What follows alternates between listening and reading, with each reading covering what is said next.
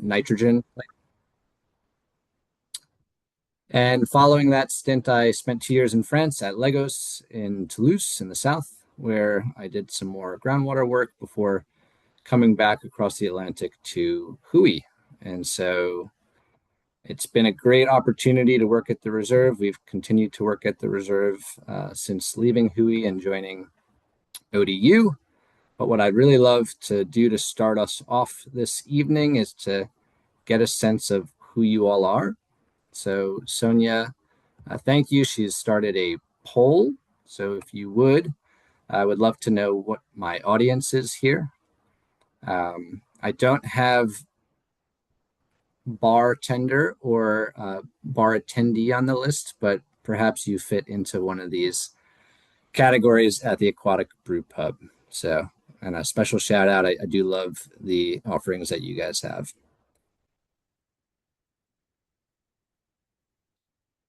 Great. So it looks like we've got 17 responses. All right. So we have a mix of scientists, environmental activists. We have a mix of nature lovers, concerned citizens, no policymakers in the room. That's okay. But it's great to see that there's a mix of personal and professional interests here. And so hopefully this presentation today is at a broad enough level for those of you who are not scientists to get a sense of what we are doing in the reserve and elsewhere along the Cape and what we are nominally researching elsewhere. So I will, Sonia, stop your poll if that's okay.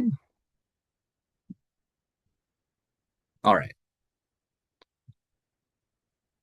So I want to start us off, given our range of backgrounds and interests here, especially for the non-scientists, with just some really broad introductions here. And so we want to start off with, right, what is a wetland? What are these ecosystems that we are concerned about and that we'll be talking about for the next 40 minutes or so? All right, so these are transitional habitats where they are saturated or flooded by water for much of the year, and oftentimes during the growing season as well. So these can include salt marshes, this can include mangroves, this can include fens and bogs and other systems. And so again, here we are thinking about this as a water saturated system. And as a transitional area, these are often sandwiched between the ocean or an estuary and an upland area. That could be a forest, that could be a coastal community, coastal habitat. And so we are really thinking about wetlands in terms of their capacity to store and retain water, which means that as they are flooded for a portion of the year, their elevation becomes really important. So if we look here at a kind of a typical cross section of a wetland, we have this aquatic zone where, whether we're talking about a terrestrial inland wetland or a coastal, brackish or saline wetland, they are inundated by water for some period of time before we have a transition towards higher elevations, towards a riparian zone, where we have a shift in the dominant vegetation that occupies that wetland, and we can go towards higher elevations, towards the uplands. This could be a forested upland, where again, now we are flooded much less frequently or inundated with water much less frequently. And so this elevation zonation here sets the stage for both water saturation conditions and the vegetation and the biodiversity that these wetlands are to inhabit. And so biodiversity is really a key part of why we care about wetlands and why we do a lot of work in these systems. They house all major groups of organisms, from the smallest of microbes to larger mammals, and they are a hotspot for migratory birds. These wetlands have high rates of primary productivity, so meaning that they have a high capacity to photosynthesize, to take up carbon. And that carbon is stored and fixed in the plant's above ground vegetation. So this is the vegetation that we can see, the leaves, the stems, and this helps facilitate or it's part of an herbivore carnivore food web. But these wetlands also have an important below ground biomass component as well. And that's often in the form of these roots and shoots. That can include detritus and microbial processes that happens beneath the soil surface. And so this is a really key component of how these wetlands function. We think of wetlands from a number of different perspectives, but they are what we would call providing a number of different ecosystem services. So this includes essential habitat from these microbes to mammals and migratory birds.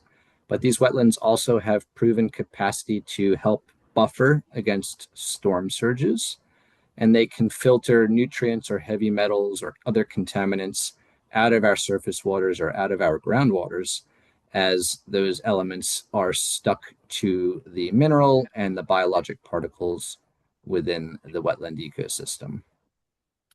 Again, these wetlands are highly productive, so they have a high potential to uptake and remove carbon dioxide from the atmosphere. And so this makes them a really important blue carbon ecosystem. And this is going to be a primary theme of today's talk. So these are all positives that us as scientists and as communities are concerned about, but these wetlands are also threatened. There are a variety of vulnerabilities associated with their presence in the coastal zone. This includes the coastal squeeze. And so this idea of the coastal squeeze is that these wetlands, or intertidal wetlands in particular, are threatened on two sides. They're threatened on one side by rising sea levels. And so those marshes or mangroves need to adapt to those rising sea levels and accrete or build elevation. And these wetlands are also threatened on another side by encroachment within the watershed. And this can be due to human development. So those nice condos and townhouses and buildings that we build to have these nice water views, they come with a price. That these wetlands are geologically and ecologically speaking designed to migrate laterally as sea level rises and falls. And so if these marshes are retreating as sea level is rising, if there's no place for them to go, then they are threatened in this coastal squeeze capacity. So sea level rise plays an important role in the vulnerability of these systems. So does excessive nutrient introduction to these wetlands. Excess nutrients, you can think of this like too much fertilizer to the wetland. And, some fertilizer is good. That helps plants grow. But too much can result in poor water quality. This can lead to a decline in the biomass of the below ground root mass of these wetlands. And importantly, as we have too much of this fertilizer, too much of these nutrients in these systems, and we lose that below ground biomass, these marshes become susceptible to erosion or loss of sediment and mass material. And finally, these wetlands are also plagued by invasive species. And so a lot of the marshes on the east coast of the US, and especially in Cape Cod, are dominated by Spartina alterniflora. But as an example, on the coasts of China, Spartina alterniflora was not present until the late 1970s. And so it was an invasive species that now, fast forward 30, 40 years, it is making up over half of the wetland species for their tidal marshes. So these marshes are vulnerable, but they are globally pervasive. So this is a map showing the approximate global distribution of salt marshes, and each color represents a different density. So blue is relatively low density, and then these oranges and reds are particularly high densities of salt marshes in the coastal zone. And so if we look at this as a function of latitude, we have some high density of marshes about 65 degrees north and the north coast of Australia. But we also have the coasts of China, and then the Gulf and the east coasts of the US. And as we look at this by longitude, it is by far and away the Gulf and east coasts of the US that has among the highest densities of these intertidal salt marshes globally. So they're globally important, and they're certainly locally and regionally relevant to us. So I want to come back to this ecosystem service idea of these marshes or their blue carbon potential, right? So what is blue carbon? Nominally, we are referring to carbon that is being buried and removed from the atmosphere. So this carbon is accumulating in the soils of these wetlands. And it's called blue carbon because this is carbon in these coastal and marine ecosystems. So it's blue, nominally linked to water. And if we were to look in our soils, in our sediments of these systems, right, here's an example of a core, and you can see lots of root material and buried rhizomes, a lot of organic material that is essentially locked away as these marshes continue to build elevation vertically. And so as these plants take up carbon dioxide out of the atmosphere, they photosynthesize, they create new plant biomass. Some of this biomass is buried along with sediment or lithogenic material. And this composite that builds the soil or the peat of these wetlands is our blue carbon. And so here I'm showing you a cross section of a typical salt marsh. We're going from the tidal channel or the aquatic zone here where we have constant inundation by seawater. And we again have these elevation gradients where as we go higher and higher, we are flooded less and less frequently. Now that flooding sets the stage for the unique plant species that may occupy these different habitat zonations. And importantly, these marsh soils or these peat have a water table or a horizon beneath the subsurface where there's 100% saturation, or all the pore spaces between individual soil or organic materials are no longer occupied by air, but they are filled completely by water.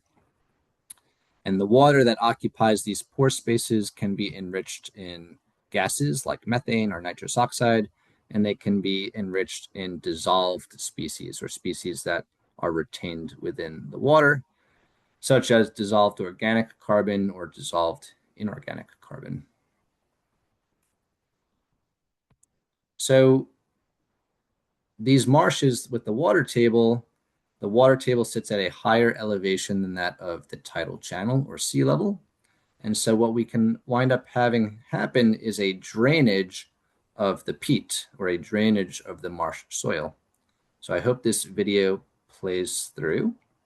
But what you'll hopefully hear and see are macropores or large holes within the soil built by burrowing organisms like fiddler crabs and other species that is helping to drain this soil and convey water enriched in these dissolved components to the adjacent estuary.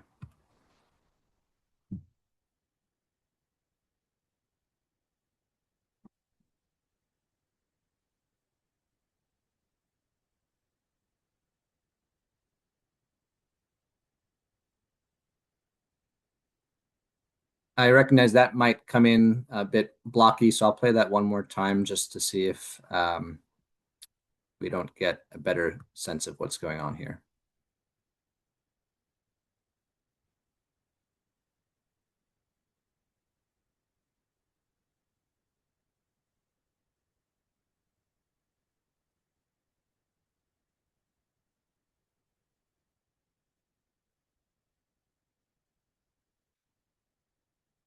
So I hope that went through okay. If you saw some white film along the sediment surface, that's sulfide oxidizing bacteria.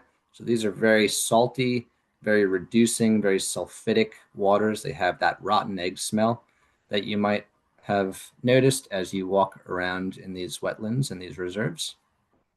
But this while I've captured a video of it to share with you today, this drainage of our peat and drainage of our marsh soils is largely an invisible process, especially at large scales. And this is a emerging vector or source that we think may be worth considering as we rethink blue carbon. So again, that blue carbon is the carbon that we can see. It's the carbon that we can feel. It's the squishy carbon we can collect with the soil core. This is the carbon that's buried. And at a global scale, whether we consider salt marshes or mangroves or even seagrass meadows, these wetlands have a great capacity to bury carbon. And so just to place these numbers into context, these are in teragrams of carbon per year. Global automobile carbon dioxide emissions are on the order of 800, 900 teragrams. And so just considering the burial rate of carbon for these three different wetland systems, we're talking about something on the order of 10% offset of global automobile emissions. So that's not insignificant. It's an important consideration in preserving these wetlands and having more science done to better understand them. But I want you to notice the yellow arrows on this diagram. This is for dissolved inorganic carbon, dissolved organic carbon, and particulate organic carbon. And so all of these yellow arrows are only based on a handful of studies. And so this is more of an opinion or thought-provoking exercise in carbon budgeting than necessarily a definitive budget. But based on the few available studies, this synthesis has suggested that it is the dissolved transport from the drainage of our marshes or the drainage of our mangroves that can convey a comparable quantity of carbon to that of blue carbon burial, or a factor that might greatly exceed that rate at a global scale. And so this is really important because this now sets the stage for rethinking the carbon budgets of these systems and thinking about maybe carbon crediting. This idea of blue carbon outwelling or blue carbon transfer is fundamentally rooted in this outwelling hypothesis. This was originally coined back in the 1960s by some scientists who worked at MBL in Woods Hole. And this hypothesis states that these wetlands, these tidal wetlands in particular, are going to export or outwell organic matter, dissolved carbon, and dissolved nutrients to the ocean from the tidal drainage and exchange of these systems. So that video, if that played, where you saw this drainage of water from the marsh soil, that's subsequently exported further into the estuary, carrying with it all sorts of things from the subsurface. And so those yellow arrows on the previous slide are nominally couched in this hypothesis that this dissolved transfer of species can provide these constituents to our estuaries. And another video, hopefully this one plays, for those of you who have not spent as much time in marshes, right, what you'll see is a wetland here that I borrowed from Instagram where you have this low tide, you have this channel, so you've got lots of nice Spartina here, and you have a trickle of water in the channel at low tide. And that trickle of water oftentimes is attributed to groundwater or poor water drainage out of these marsh soils. But what happens is as we approach the flooding of the tides, we quickly add maybe 1, 2, 3 meters of water on top of this system. But the outwelling hypothesis here is based on the idea that when this flood of water comes in, it's picking things up that's being brought back out when the tide ebbs 6 hours later or several hours later. And so those yellow arrows on that graph where we are rethinking blue carbon, again, are based on a handful of studies. One of those studies is from Sagelot Pond, which is part of the Wacoit Bay National Estuarine Research Reserve here. And so Sagelot Pond has a carbon burial rate of about 100 grams of carbon per square meter per year. The rate at which dissolved carbon, and this is dissolved inorganic carbon here in red, is up to 3 times higher than the rate of the carbon burial for this site. We look at some sites to the north, Plum Island, just north of Boston. We can see that that dissolved flux is important, but it is not as important as the carbon burial. And other sites on the East Coast or out west have variable proportions of this dissolved carbon transport. So this is perplexing, and this really begs the question for us, is Sagelot Pond a unicorn? Is it a special place? Or do we just not really have a good firm understanding of how these systems behave and operate over space and time? And, the so what of this, the reason why we want to push for this is that there's a growing carbon market where companies are now trading carbon credits. And a lot of that's based on blue carbon and decades of blue carbon soil burial research. And so if we can increase the perceived value, both from a carbon perspective and as a consequence from an economic perspective, then we have the capacity to potentially preserve a much greater quantity of these intertidal wetlands. And this goes into thinking about nature-based solutions for mitigating rising CO2 levels due to fossil fuel burning and climate change. And so again, if we can demonstrate that this is an important process, this gives us some ammunition to think about keeping these systems or incorporating these systems into this blue carbon crediting framework. And so this transfer of carbon and the outwelling hypothesis is also linked to a secondary hypothesis here in what we call the marsh CO2 pump. The idea here is that these wetland species, they take up carbon dioxide out of the atmosphere as these plants photosynthesize.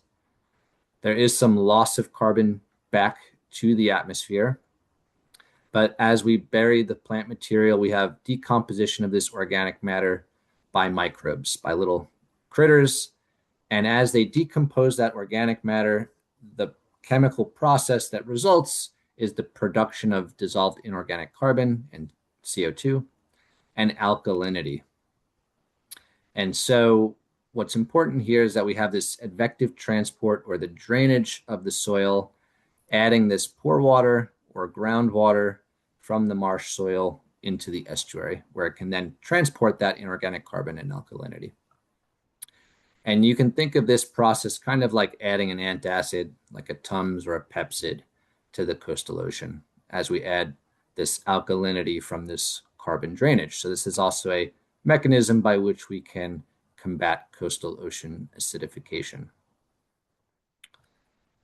And so as a hydrologist, we are interested in investigating this process by thinking about different flow paths or different sources of the carbon in the coastal zone.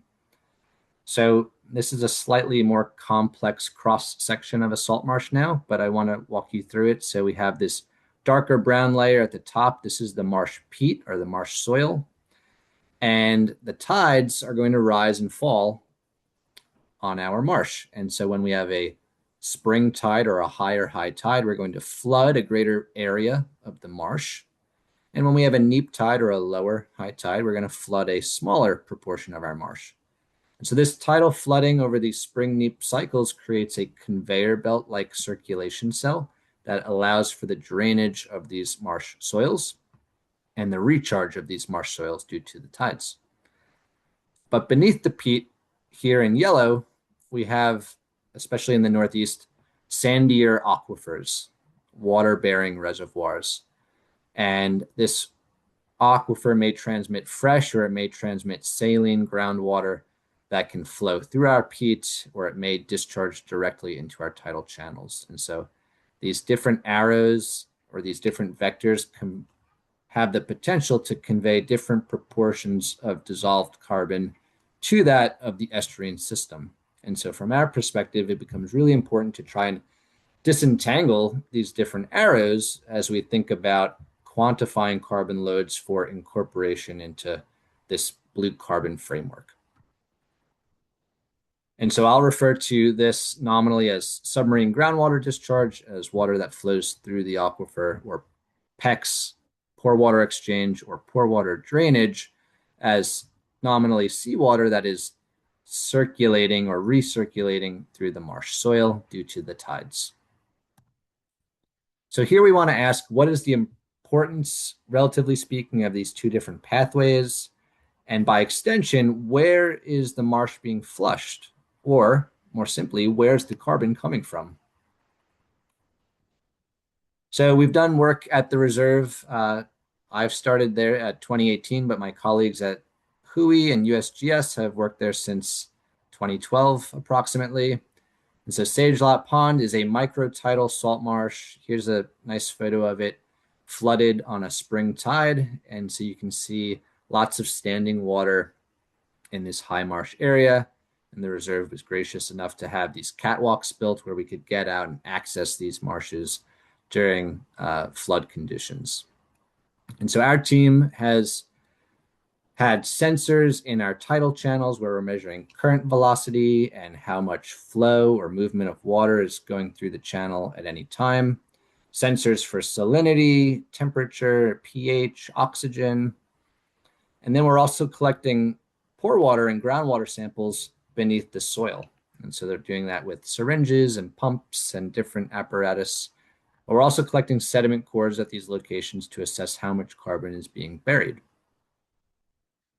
Now, to disentangle these flow paths between the peat and the aquifer beneath, our primary tool is naturally occurring radium isotopes. So I'm sure most of you are not familiar, but what I'd like to convey is that we have small trace quantities of uranium and thorium in most of our minerals and rocks. And so water that spends time in contact with those minerals and rocks becomes naturally enriched in these radium isotopes and radon. These isotopes have a wide range of half-lives from 3 days, 11 days, 5 years to 1,600 years. And so this is really fantastic because it allows us to discriminate flow paths that operate over different spatial and temporal scales. These isotopes are not utilized by biological processes, and they are conservative or non-reactive. So we can use them to trace groundwater, which these isotopes are enriched in by 1,000-fold over that of seawater. Importantly here, thorium, the parent isotope of all of these radiums, thorium is very, very sticky. So it sticks to our sediments in our aquifers, it sticks to our sediments and our particles in the marsh soil. But when that thorium decays, these blue arrows, it produces this radium, which likes to be in the dissolved phase or in the aqueous phase. So how we generate these isotopes is if you were to imagine two particles here on the top and the bottom. As we have water moving between these particles, they're picking up new radium from the decay of thorium that's on or near the grain coating. And that thorium, as it decays through an alpha decay, it's like shooting a cannon where the radium that's produced is ejected into the fluid that resides between the pore spaces of the particles. And so again, these isotopes become enriched in our pore water of the marsh and the groundwater of the aquifer beneath by 1,000 or even 10,000 times that of the ocean.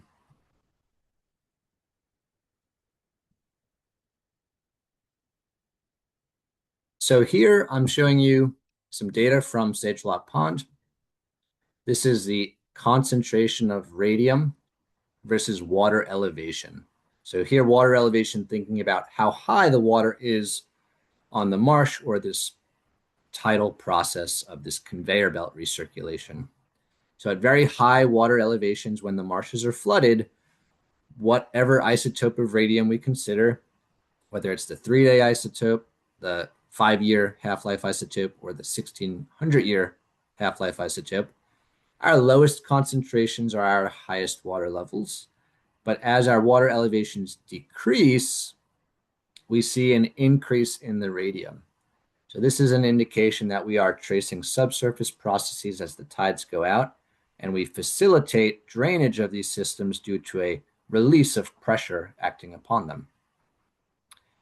Importantly here, between the open symbols as neap tides or the filled symbols as spring tides, there's inherent variability as a function of time, both within a tidal cycle and then across tidal cycles and across seasons and even years. But this is our tool for beginning to think about discriminating amongst these different flow paths and these different processes. So here's an example of one tidal cycle done at Sage Lot. The gray line here is the tidal water level. So we're going from something like 30 centimeters of water above the marsh, or excuse me, about 60 centimeters of water above the marsh to low tide when the water level below the channel is below our datum. And I have three different isotopes here plotted as a function of time on the x-axis. Now, what's important is that each of these isotopes is relatively low at our highest water levels. Again, there's dilution at high tide. But as the tide goes out, the activity or the concentration of these isotopes increases. And importantly, they increase at different points. This red isotope peaks before this green isotope. And so this is a way in which we can start to, again, deconvolve the relative timing and significance of these different invisible subsurface pathways in conveying carbon to this system. So what we work to do is convey and develop mixing models, in this case, 3 n-member mixing models using these 3 different isotopes, and this same tidal cycle to break those down into individual fractions of constituents here. We have seawater as our open symbols at the top. Most of the water in the channel at any given time, especially around high tide, is seawater. But as the tide goes down, we have increasingly lower proportions of seawater, and we have, in this instance, increasingly greater proportions of marsh pore water drained from the marsh soils, with moderate, or minor, I should say, 1, 2, 3% contributions from groundwater, these triangle symbols. And so this is one tidal cycle. Every single tidal cycle is different, but this is our tool to discriminate these flow paths and figure out their relative contributions and thus their carbon inputs to these systems. And so each of the bars on this chart represents an average of a spring and a neap tidal cycle for this radium isotope mixing approach.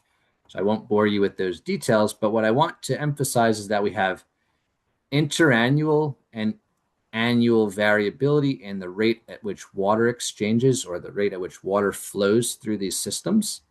The black bars is the pore water drainage through the marsh soil, and the hatched bars is the brackish groundwater flowing through the aquifer beneath. So those are hard to see, and that's because that brackish groundwater is a much smaller vector compared to the rate at which water flows through the marsh soils in black. And what we've noticed with this seasonal and annual variability is that we think that variation is somewhat linked to variability in mean sea level in blue here, where 2019 in particular, a period of higher local mean sea level. The idea here is that with higher sea levels, we flood a greater proportion of the marsh, which recharges the sediments, and it results in a shallower water table. That in turn must allow for greater discharge or greater drainage of these marsh soils. So higher water exchange rates correspond to higher inorganic dissolved carbon fluxes here for both the pore water drainage and the brackish groundwater discharge. And to place these numbers in context, again, the carbon burial rate at Sage Lot Pond here is on the order of 100 grams of carbon per square meter per year. So our pore water drainage of the marsh soil is anywhere from 3 to 10 times the rate of carbon burial. And the brackish groundwater is minor, but it's not insignificant. It's still a significant component of the overall carbon budget as we compare this to what we can see, what's being buried. So that leads us to ask where this carbon is being derived from within the soil, within the peat. And so for that, we look to our sediment core data. Here's a summer undergraduate student, William Wynn, who was helping with this process while at Woods Hole. And so we're using these Russian peat cores to collect these cores with depth. And so the idea here is that we're using this isotope pair of thorium and radium-224. Again, remember thorium is very sticky, so it's going to be stuck to our particle surfaces, but when it decays to this short half-life isotope, it is much more soluble, so it's going to be in the water or the pore water of the marsh soil. And so here we are looking to find the disequilibria, or the difference between having less radium in blue with depth in our soil compared to how much radium we would expect from the production of its parent thorium in red. So what we are doing is identifying these depth horizons to figure out what horizons are most rapidly or most routinely flushed, where in this case, the upper 3 meters of this marsh soil is more rapidly flushed over the 2-week integration window of this isotopic pair as compared to what's happening deeper in this soil profile. But this is a very shallow example. We are now looking at cores here that span up to 1.5 meters, 2 meters depth across Sage Lot Pond. And rather than showing you activities or concentrations of these nuclides here, now I'm just showing you the ratio of them. So this pink band represents secular equilibrium, or we have equal proportions of radium and equal proportions of thorium. So anything in this pink band indicates more sluggish flushing of the soil. But anything to the left of this pink band indicates that we have a deficit, or we have less radium than we should have from the production of its parent thorium at that same location. So we can identify these massive deficit zones as zones where the marsh soil is being more rapidly flushed. And if that's a horizon where we have more water circulation or flushing, then these are horizons where we have likely more carbon transfer as well. And so in this case, we have transective cores across the marsh going from near the creek, 1 meter away, to the middle and interior of the marsh. This again spans this elevation or this flooding gradient that's motivating a lot of this work. And as we get to the highest platform, the highest elevation of the marsh, we see that we have a lot more data points in this pink band here, or we have a lot more sluggish flushing. The conveyor belt circulation cell is less impacting this station 14 meters away than it is some 7 or 2 meters from the creek bank. So this is our tool to identify these depth horizons where flushing is occurring. And just to match some of those up across the marsh, what we see is that we have this zone from about 15 to 40 centimeters below grade here that's matching up across these three. And so this is a horizon that we think is nominally impacted by the range of the tidal amplitude from spring to neap tides. What that looks like in synthesis here, a bit more slimmed down version of the preceding plot. Here we have pore water salinity on the left, and the marsh pore waters are largely saline here. And that's not unsurprising as seawater infiltrates and drains through our soils. But here you can see this lower salinity, these lower salinity points. We have this mixing of fresh or brackish groundwater flowing from our aquifer up through our peat. Despite that, the rate at which that happens, most of these data points, again, in this zone of equilibrium or secular equilibrium, where the flushing is more sluggish than the 10-day or 2-week integration period of this isotopic pair.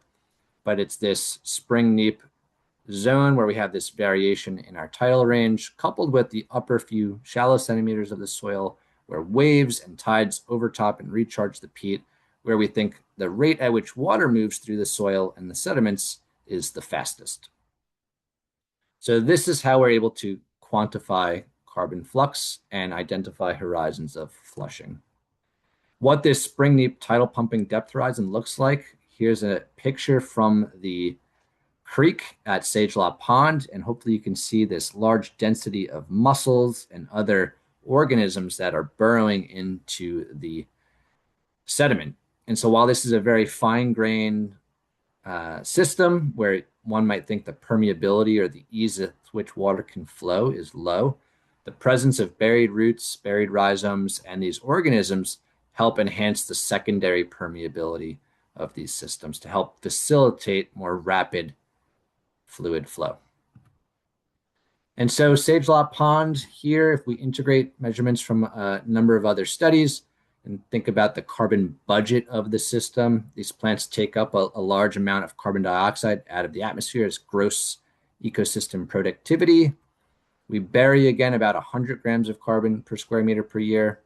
And there's an internal cycle of respiration here that accounts for a sizable proportion of carbon cycling. But it's this drainage of the peat, this upper layer of the marsh soil, that's the dominant vector transmitting carbon to the estuary. And this is important because carbon, if it's conveyed as alkalinity, has a residence time in the ocean on the order of thousands or tens of thousands of years.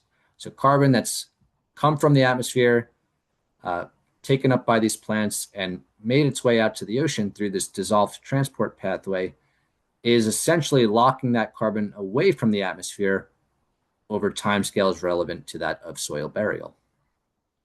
Here, again, it's this brackish groundwater that's a bit less significant than that of the marsh pore water drainage above. So with my last few minutes here, I'll just touch on some recent work that we're doing across the Cape, where we're now looking at a multitude of sites along these flooding gradients.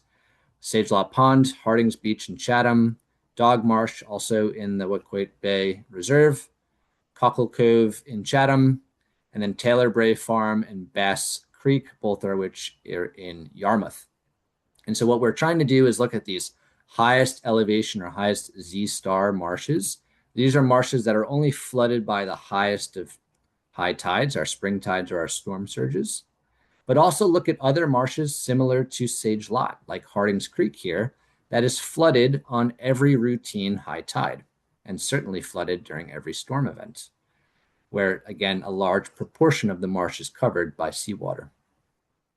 And so with this project, with folks at WHOI, at USGS, at ODU here in Virginia, we are retrofitting these 6 different marsh channels with the same array of sensors that we've done at Sage Lot to measure current velocity and water flow, salinity, temperature, pH. We're measuring how the marsh plants breathe with chambers. We're collecting sediment cores to look at blue carbon burial and collecting pore waters and groundwaters from these sites. And so just to show some results from this current work, here's a scatter plot of carbon concentration on the x-axis versus the isotopic signature of that carbon on the y-axis for dissolved inorganic carbon.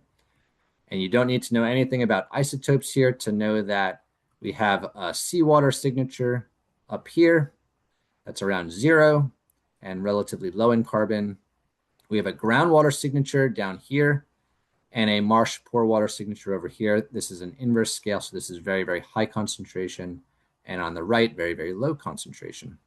And the difference between the groundwater and the marsh pore water, which are end members in these filled symbols, is a difference of C3 versus C4 carbon fixation pathways.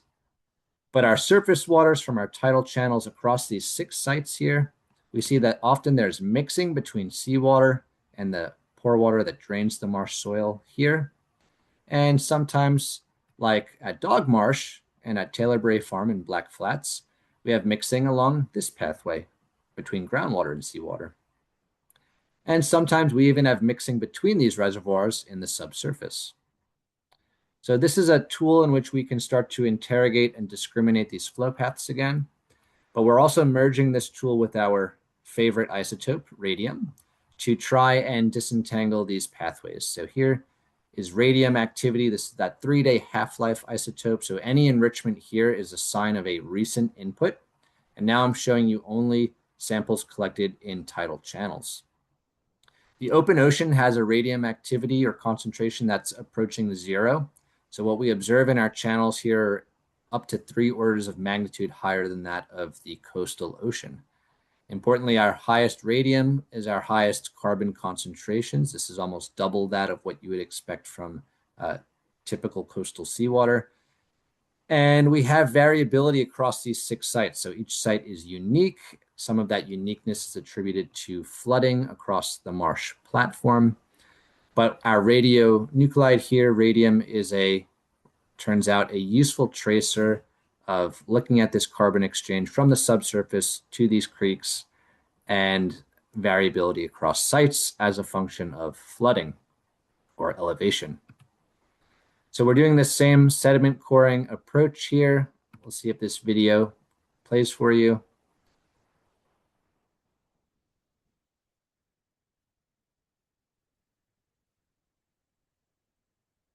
So this undergraduate student was helping collect these cores up to 3.5 meters depth in these marshes across the Cape over the last summer. And what we can see, this core from Cockle Cove Marsh in Chatham, we're seeing similar things to that of Sagelot Pond. Here we have a large disequilibrium, or this point outside of that pink band where we have loss of radium due to more rapid water flushing. This sits right around the variation of the water table, which is tidally modulated in these systems. And we also see a deficit or disequilibrium just below the peat sand interface. So we have some geologic heterogeneity here that is resulting in more fast fluid flow beneath this peat sand contact. So integrating some work that we've done across the Cape, here I'm just showing you 3 of these sites. This is very much still an active project, and these are preliminary results. But whether we consider total alkalinity or dissolved inorganic carbon across these 3 sites, and regardless of the method used, which is what each bar and their color represents, what we see is that we have the highest flux of carbon exported to the ocean at the lowest elevation site that is flooded the most frequently. So Hardings here is most similar to that of Sagelot Pond. And as we go down in elevation to Taylor Brae and to Bass Creek, we have an increasingly smaller proportion of carbon flux. So this is fitting our hypothesis, but we still have more work to do here. And we have, importantly, a different story for dissolved organic carbon. So at our Taylor Brae farm here, this is a site most heavily influenced by brackish groundwater flow through the aquifer beneath, where this site has a much larger carbon flux in this organic phase compared to the other 2 sites. So this is all, again, preliminary. We're looking to now integrate the other 3 sites into this. And our goal as a project and as a team is to incorporate this work with some of the other work done at Sagelot Pond and Webner, so that we can begin thinking about developing predictive models so that we don't just care about these marshes across Cape Cod, but we can scale these results to marshes across New England or across the US East Coasts. And just to end here, these 2 final slides, thinking about some data we've been collecting here now in Maine. This is at the Wells National Estuarine Research Reserve, so another NERS site. And I'll walk you through this plot, which is showing you time over a 36-hour period. And we have water level in pink. So high water levels, where these dashed lines are, correspond to high tide. But as the tide goes down, we have an increase in our tracer radon. This is our tracer of this marsh drainage and groundwater discharge. We have a proportional increase in CO2 and an increase in methane from the subsurface. So this is really exciting. This also highlights the temporal dynamics of these systems. But what I want to end on here is that if we look at these same systems in the winter time, which is a period that's often neglected, here this intrepid PhD student from ODU, Talia Cartafalsa, looking at these systems when they are largely frozen in the months of January and February. And what I want to convey is that this data plot should hopefully look the same as the last one. Where we have high tide here, we have lower concentrations of these dissolved species, but as the tide goes down, our activity of radon is increasing in the channel, the CO2 is increasing, and the methane is increasing as well. And the methane here that we observed in January is actually much higher than that of what was observed in July. Note the temperature range here goes from 2 to -2 degrees Celsius. So again, this is freezing conditions in this saline environment. And so just some key takeaways from the science portion of today's talk. Pore water drainage from our marsh soils or groundwater from the aquifer beneath, they're both important vectors of carbon, whether it's inorganic or organic carbon. And the proportions of those vectors is going to vary considerably across our marsh sites. It does appear that lower elevation marshes export greater quantities, but this work is preliminary. And we are finding time and time again that these marshes don't necessarily shut off in the wintertime, that there's still active exchange during these freezing periods. And so what I'd like to just end on is a thought-provoking piece where we want to think about incorporating hydrology or hydrogeology into this broader network where we link processes related to climate or the vegetation of these marsh systems with that of the geomorphology of these systems. So each of these boxes is dependent in some capacity on one another. The carbon and alkalinity exported through hydrologic pathways influences climate. The hydrology, in terms of salt distribution in the soil, influences how these plants are distributed across the marsh. The distribution of those plants is going to dictate the geomorphology, or how these marshes are able to retain sediments and grow and move with sea level and other factors.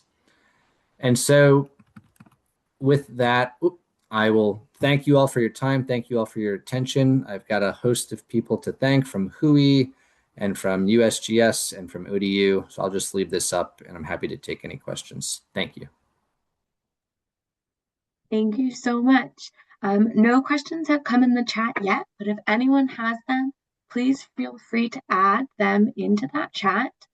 I'm also going to type a link to a survey. We really appreciate everyone who comes to these events, and we want to hear about what you liked, what you'd like to see. So if you have time to complete the survey, we would really like it.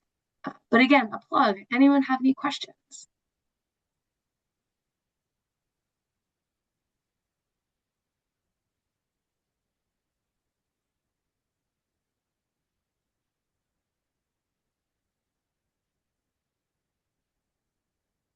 Give it a minute. Anyone?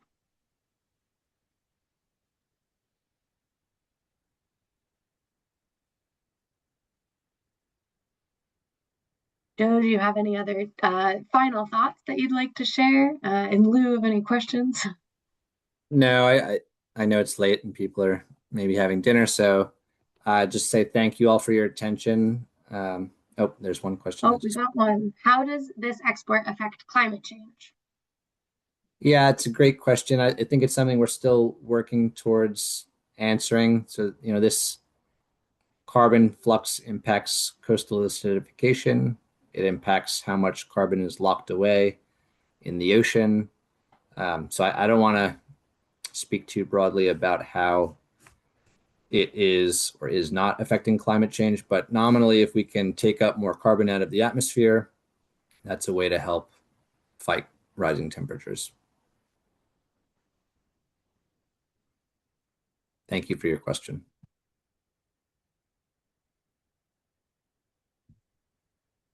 I put the survey as a QR code for those at Aquatic Brewing, if that's easier to fill that out. Oh, if DIC is exported, how does that affect climate? How is the carbon expected to be locked away?